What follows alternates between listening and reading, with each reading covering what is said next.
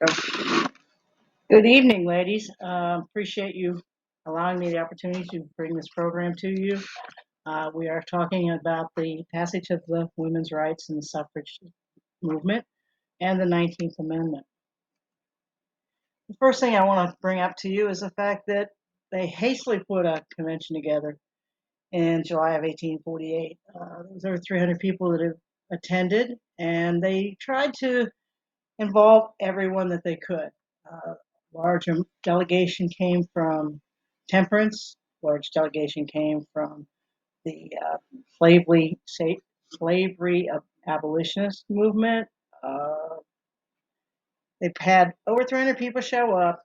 The women that actually set the convention in order was Elizabeth Cady Stanton, Mary McClintock, Martha Coffin Wright, Jane Hunt, and Loretta Mott. The two names you'll remember or through the whole thing will be Loretta Mott and Elizabeth Cady Stanton. They got together and decided that they were going to put in writing their opinions and what they thought should happen. Like I said, Cady Stanton was the woman that started the women's suffrage movement. Loretta Mott, she wrote the Declaration of Sentiments based partially on the Declaration of Independence of the United States. And Susan B. Anthony is the one that most people remember. She was a social reformer for women's rights activist. She was an amazing woman. In 1980, in 1851, Anthony attended an anti-slavery conference where she met Stanton, and they formed a relationship that lasted till both of them had passed away. They also formed the New York Women's Rights and petitioned women to have the right of not just the vote but property. At that time, women did not have any rights at all. They could not own property. The property was owned by their husband.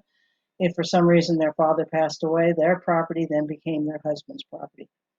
So this wasn't just about voting. This was about being able to have rights similar to the male counterpart.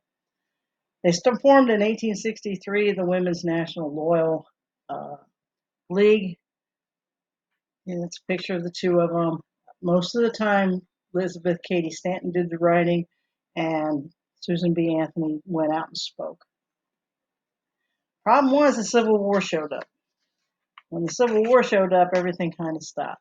Well, it came to a major halt. Women were more needed at home. They were running the home front and making sure everything was taken care of. Some of them actually did go to war, but everything was pretty much stopped till the end of the Civil War. In 1869, slavery had been abolished. Actually, if you remember your history, the Emancipation Proclamation was written in 1863. However, it only freed the slaves in the succeeding southern states. It wasn't until 1865 that the slavery was abolished. And in 1869, the ladies got together and formed the National Women's Suffrage Association to further their hopes and plans for voting. Those ladies that were really involved in 1869 were Lucy Stone, Julia Ward Howe. If you know anything about Julia Ward Howe, she wrote the Battle Hymn of the Republic. She was actually Massachusetts state president in the General Federation of Women's Club. She was a lady you really didn't want to mess with. She's kind of a mean woman, actually, and threw temper tantrums if she didn't get her own way. And as you can see, she looks like somebody you really would not want to argue with too much. This map shows you that people that could vote, women could vote, and where they could vote. You can see that it was the Western states. The Western states felt that the way to get women to come out west because they were needed was to sweeten the pot with being able to vote. Wyoming was the first one to grant women the rights to vote. Colorado was next. Utah, Idaho.